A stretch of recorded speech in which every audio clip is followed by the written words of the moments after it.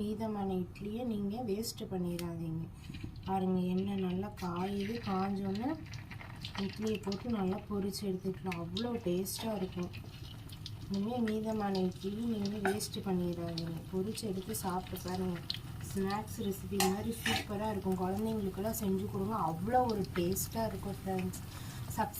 Subscribe பண்ணுங்கள் friends. Share பண்ணுங்கள், comment பண்ணுங்கள். உங்களோட ஆதரவு எனக்கு கண்டிப்பாக வேணும் ஃப்ரெண்ட்ஸ். என்கிட்ட போதுமான பொருள் எதுவுமே இல்லை இப்போ வரைக்கும். எல்லாம் வாங்கினதுக்கப்புறம் இன்னும் நல்லா உங்களுக்கு வீடியோ நல்லா சூப்பராக வீடியோ எடுத்து போடலாம் ஃப்ரெண்ட்ஸ்.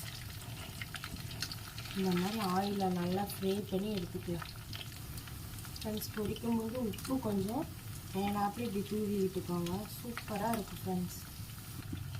பாருங்கள் ஃப்ரெண்ட்ஸ், எப்படி பொரிஞ்சிட்ருக்குங்க. இன்னும் நல்லா வேகணும் ஃப்ரெண்ட்ஸ். இன்னும் நல்லா வெந்து கலர்லாம் நல்லா சேஞ்ச் ஆகணும். பாருங்கள் ஃப்ரெண்ட்ஸ், நல்லா வெந்து நல்லா கலர் சேஞ்ச் ஆகிடுச்சு பார்த்தீங்களா. இந்த மாதிரி செஞ்சு கொடுங்க, குழந்தைங்களுக்கு அவ்வளோ பிடிக்கும் friends. Okay friends, thank you. Subscribe பண்ணுங்கள், ஷேர் பண்ணுங்கள், கமெண்ட் பண்ணுங்கள் ஃப்ரெண்ட்ஸ்.